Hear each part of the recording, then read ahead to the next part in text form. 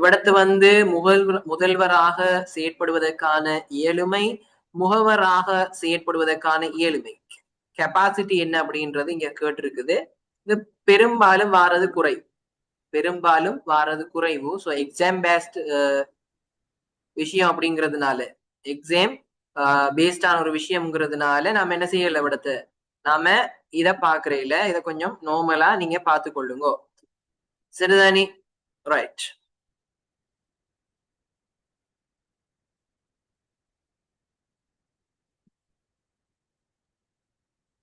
இந்த கேள்வி மிக முக்கியமாக எக்ஸாம் பேப்பர்ல வாரது. முதல்வருக்கும் முகவருக்கும் இடையிலான உரிமைகளும் கடமைகளும். This is very very important. We can see in our final paper, right? கடைசி பேப்பர்ல நான் பார்க்கலாம்.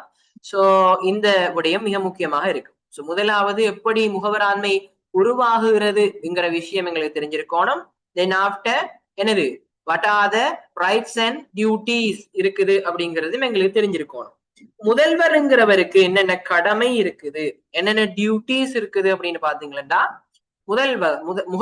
முகவருக்கு சரியா, ஏஜென்ட்டுக்கு இருக்கு. முதலாவது முகவர் முதல்வரின் அறிவுறுத்தல்களை பின்பற்ற வேண்டும்.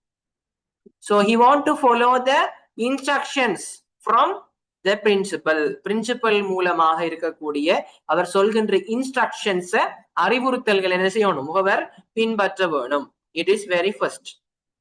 இரண்டாவது, ஒப்பந்தங்களை கவனத்துடனும் வினைத்துடனாகவும் செயற்படுத்த வேண்டும். கவனமா செய்யணும், கேர்லெஸ்ஸா இருக்கக்கூடாது. கேர்லெஸ்ஸாக இருக்காமல் கவனத்துடன் ஒப்பந்தங்கள்ல ஈடுபட வேணும். யாரு? முகவர். அதே மாதிரி கடமைகளை திறமையுடனும் கவனத்துடனும் செயற்படுதல் வேண்டும். தனக்கு இருக்கக்கூடிய டியூட்டிய என்ன செய்யணும், சரியான முறையில செய்யணும். ஒப்பந்தங்களையும் சரியா செய்யணும், கவனமா செய்யணும். அதே மாதிரி டியூட்டியையும் சரியாக செய்ய வேண்டும். அதே மாதிரி தனது கடமைகளை தானே செய்ய வேண்டுமே தவிர இன்னொருவருக்கு ஒப்படைக்க கூடாது. தனக்கு என்ன வேலை இருக்குங்கிற பார்த்து அவர் தான் என்ன செய்யணும், முதல்வர் சார்பாக செயற்படணுமே தவிர இன்னும் ஒரு ஆளுக்கு என்ன செய்யக்கூடாது, நீ இந்த வேலையை செய்ய கொடுக்க கூடாது. ஆகவே முதல்வர் அதிகாரம் அளித்தால் ஒழிய தனது கடமைகளை இன்னொருவருக்கு ஒப்படைத்தல் ஆகாது. இப்ப முதல்வர் என்ன செய்யலாம், இப்ப நீங்க உங்களுடைய வேலைகளை இவர்கிட்ட பகிர்ந்து கொடுங்க அப்படின்னு சொல்லி இருந்தால் அந்த முகவர் என்ன செய்யலாம், பகிர்ந்து கொடுக்கலாம். அப்படி இல்லாத பட்சத்துல என்ன செய்யலாது, பகிர்ந்து கொடுக்க முடியாது. அந்த முகவர் தான் என்ன செய்யணும், கட்டாயம் செய்யணும். இன்னொருத்தட்ட ஒப்படைக்க முடியாது. ஒப்படைக்கணும் என்ன செஞ்சிருக்கணும், முதல்வர் ரைட்ஸ் கொடுத்திருக்க வேணும், அத்தாரிட்டி கொடுத்திருக்க வேணும். இன்னொருத்தருக்கு நீங்க கொடுக்கலாம். ரைட். சோ இந்த நாலாவது விஷயம். சோ இந்த விடயம் உங்களுக்கு தெரிஞ்சிருக்க வேணும். சரிதானே? அதே மாதிரி இருப்பினும் பின்வரும் சந்தர்ப்பங்களில் கடமைகளை ஒப்படைக்க முடியும். அப்ப இப்படியா இருக்கிற சந்தர்ப்பத்திலையும் சில சந்தர்ப்பத்துல என்ன செய்யலாமா, அந்த கடமைகளை ஒப்படைக்கலாமா. எப்படின்னா, அதிகாரத்தை இன்னும் ஒருவருக்கு ஒப்படைவதற்கு உக்கடையான அல்லது வெளிப்படையான அதிகாரம் காணப்படும் இடத்து. ஒட்டோவாக அவர் அக்ரிமெண்ட்ல சொல்லி இருப்பாராக இருந்தால், அல்லது ஒட்டோவாக ஒரு முகாமையாளருக்கு இருக்கின்ற அதிகாரத்தை பயன்படுத்தி அவர் என்ன செய்யலாம், அவர் உட்கிடைவாக ஏதாவது ஒரு விஷயத்தை அவர் செய்யலாம், இன்னும் ஒரு தட்ட வேலையை கொடுக்கலாம். அப்படி நடக்கலாம். அதே மாதிரி தனிப்பட்ட திறமையோ அல்லது இரகசியமோ தேவைப்படாத ஒரு வேளையில் ஒரு பகுதியை மட்டும் இன்னொருவருக்கு ஒப்படைக்கலாம். அப்ப தனிப்பட்ட திறமையோ அல்லது இரகசியமோ தேவைப்படாத ஒரு சந்தர்ப்பத்துல என்ன செய்யலாமா, இரகசியம் எல்லாம் பேணல்ல செய்யலாம் அப்படின்ற ஒரு வகையில் இருக்கும்னு சொன்னால் அந்த டைம்லையும் செய்யலாம். அதே மாதிரி முகவரால் இன்னொருவருக்கு அதிகாரங்கள் ஒப்படைக்கப்பட்டமையை முதல்வர் பின்பு உறுதிப்படுத்துவாராகி. நான் ஆல்ரெடி பாத்திரமே உறுதிப்படுத்தலின் ஊடாக உருவாகின்ற முகவராண்மை. அதே மாதிரி என்ன செய்யலாம், இவருக்கு அதிகாரம் வழங்கல்ல முகவருக்கு, பட் அவர் என்ன செய்யறாரு, இன்னும் ஒருத்தர் கீழே இருக்கிறவருக்கு கொடுக்கிறாரு, என்ன செய்யறாரு, வேலையை செய்யறதுக்கு அனுமதி அளிக்கிறார். அந்த சந்தர்ப்பத்துல முகவர் பிறகு என்ன செய்யலாம், அவர் அதை அனுமதிப்பாராக இருந்தா அந்த டைம்லயும் அந்த என்ன செய்யலாம், அதை இன்னும் ஒருத்தருக்கு அந்த முகவர் ஒர்க் பண்றதுக்கு அனுமதியை கொடுக்கலாம், இன்னும் ஒரு நபருக்கு, முகவர் இன்னும் ஒரு ஆளுக்கு. சரியா?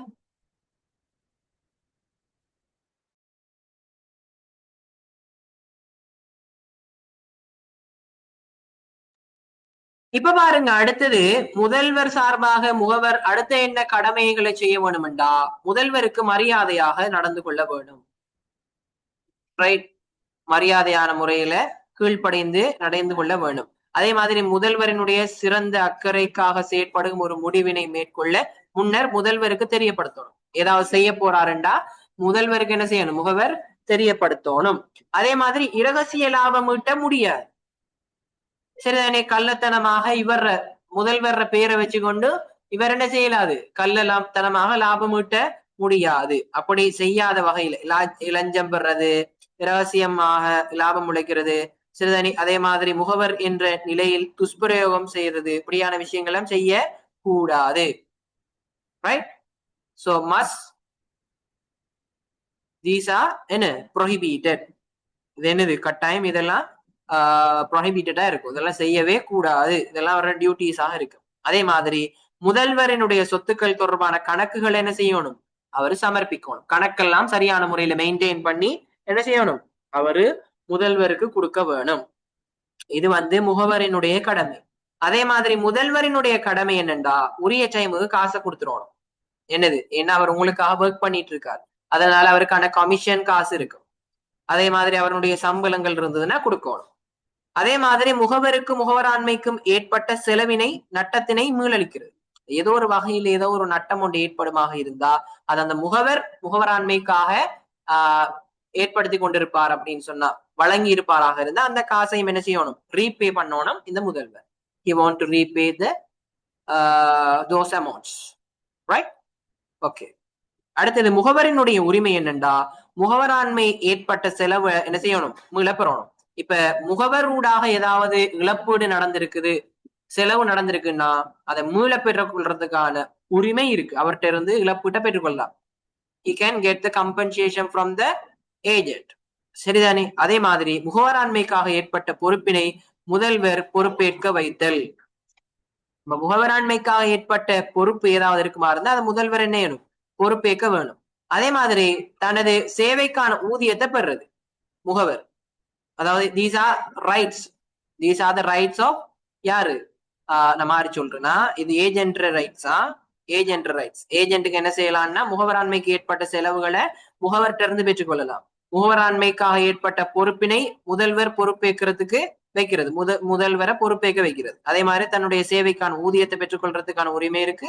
அதே மாதிரி உட்கடையான அல்லது ஏற்றுக்கொண்ட ஊதியத்தை தர முதல்வர் மறுத்தால அல்லது முகவராண்மை பொறுப்பினை ஏற்றுக்கொள்ள மறுத்தால் முதல்வரின் பொருள் மீது என்ன செய்யலாம், இவரு ஒரு குடியுரிமையினை பெற்றுக்கொள்ளலாம். அவர பொருளை இவர் என்ன செய்யலாம், வச்சுக்கொள்ள முடியும். சரிதானே. இவர் என்ன செய்யலாம், முதல்வர் பொருளை வச்சுக்கலாம். ஏதாவது இழப்பீடு தரணுமோ அல்லது அவர் என்ன காசு தரலையோ சம்திங் இருக்கும்போது அவர பொருளை இவரு வச்சுக்கொள்றதுக்கு உரிமையும் காணப்படுகிறது. சரியா. அதே மாதிரி முதல்வரினுடைய உரிமைகளை பாத்தீங்கன்னு சொன்னா பதவி அகற்றும் உரிமை இருக்கு. அதாவது முகவர் பிறழ்வாக செயற்பட்டால், அதாவது தனக்கு கொடுத்திருக்கக்கூடிய அதிகாரங்களை மீறி செயற்பட்டா அவரை என்ன செய்யலாம், அவர கணக்குகளை முறையாக வெளிப்படுத்த தவறினா முதல்வர் முகவரை என்ன செய்யலாம், பதவியிலிருந்து நீக்க முடியும். சரிதானே. எப்படியான அவருக்கு உரிமைகள் காணப்படுகிறது. சரிதானே பிள்ளைகள். இந்த விடயத்துல நீங்க கண்ணும் கருத்துமாக இருக்க வேண்டும்.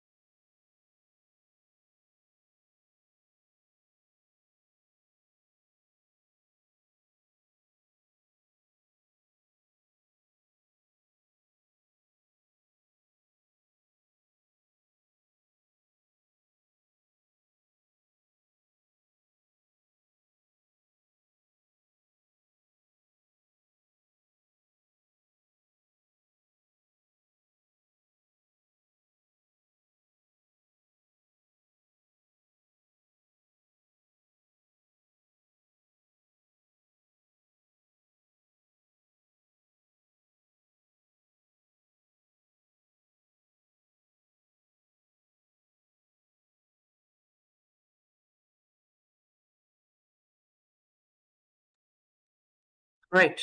சாரியா, கோல் ஒன்று வந்துட்டு. சோ இந்த விடயத்துல ஏதாவது பிரச்சனைகள் இருக்கா?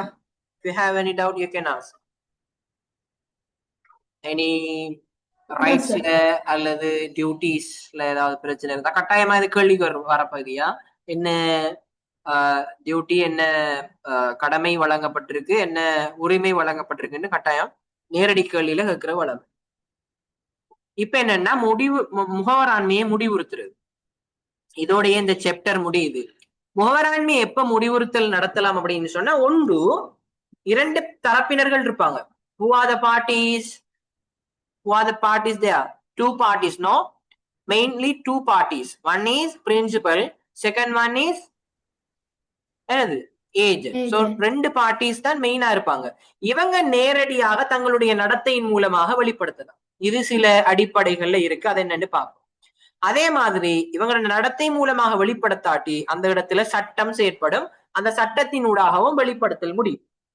சட்டத்தின் மூலமாக அந்த முகவராண்மை என்ன செய்யலாம், இல்லாமல் செய்யலாம். ஒன்று பார்ப்போம். முதலாவது இந்த தரப்பினருடைய நடத்தை மூலமாக அப்படின்னா, முதல்வரின் அல்லது முகவரின் நடத்தை மூலம் முடிவுறுத்தல் அப்படின்னா, முகவராண்மை என்பது 2 தரப்பினர்களுக்கு இடையிலான ஒப்பந்தம் ஒன்றை அடிப்படையில் அவ்வுடன்படிக்கை ஏற்பாடுகளுக்கு அமைய முகவராண்மை முடிவுறுத்தப்படலாம்.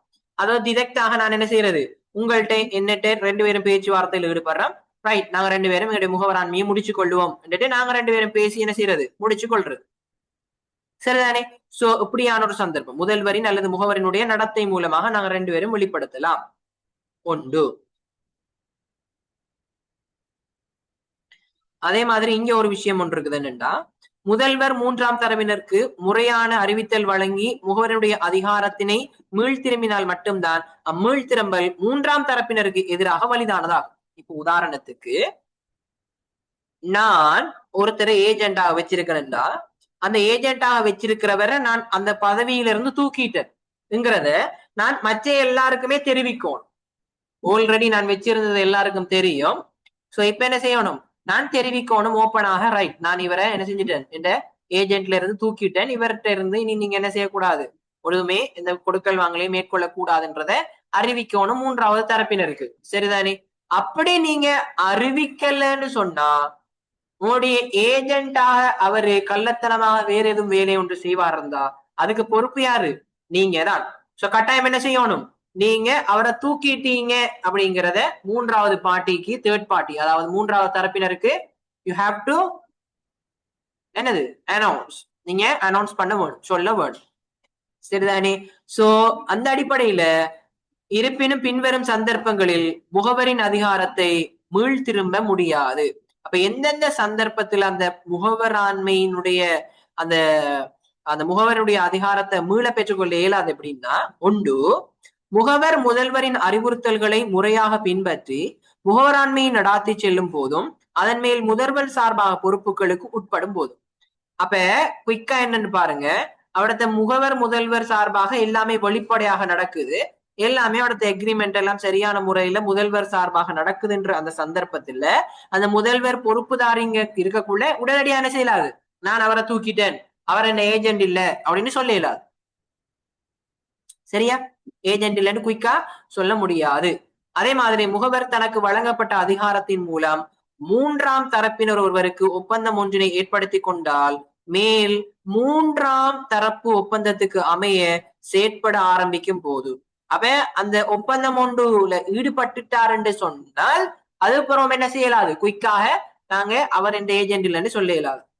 முகவராண்மையானது முகவரின் தனிப்பட்ட நலன்களுடன் இரண்டர கலந்து காணப்படும் போது, அதாவது இவர் தனிப்பட்ட ரீதியாகவும் இருக்கிறாரு, முகவருக்காகவும் முதல்வருக்காகவும் செயற்படுறாரு, அவை இந்த 2 விடயங்களுக்காகவும் தனிப்பட்ட நலன்கள் அப்படின்னு சொல்லி இரண்டர கலந்து காணப்படுகின்ற போதும் என்ன செய்யலாது, இவரு அந்த ஒரு சில விஷயங்களுக்கு மீள் திரும்ப இயலாது. அந்த வேலையில அவர் எந்த இதுக்காக தான் செய்யல அப்படின்னு சொல்லி குயிக்காக ரிலீஃப் ஆக முடியாது.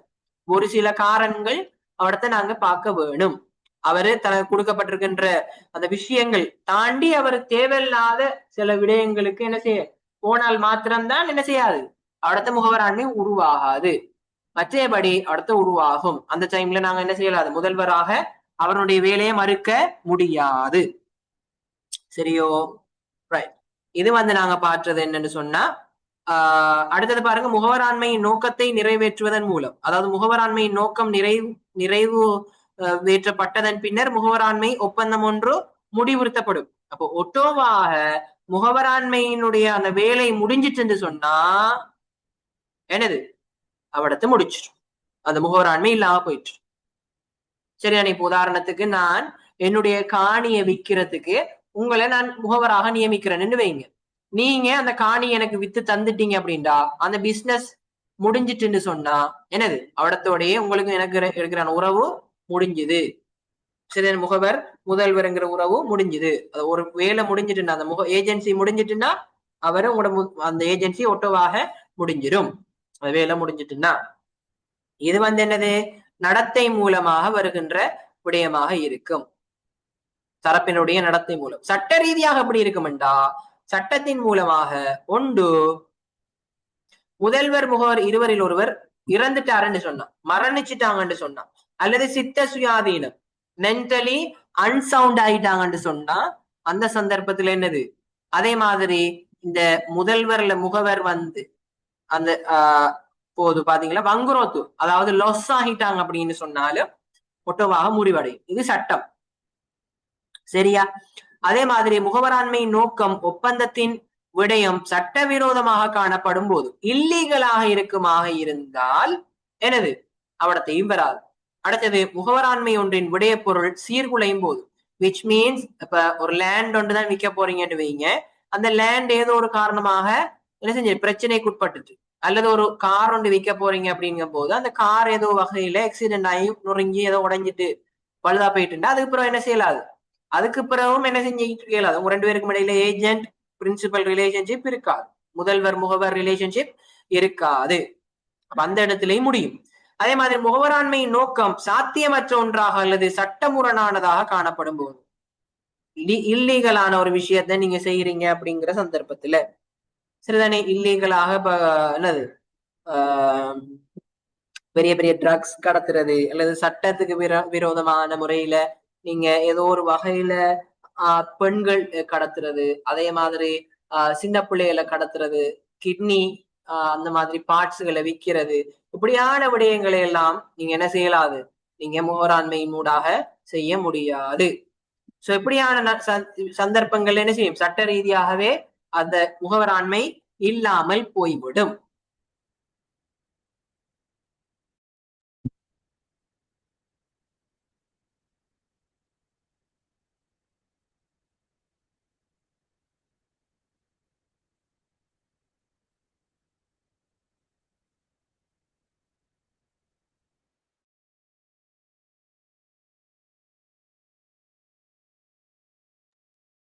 Can you hear me? நான் பேசுறது கேக்குதா? இந்த ஸ்கிரீன் விசிபிளா? கொஞ்சம் கவரேஜ் இஷ்யூ ஆயிட்டு.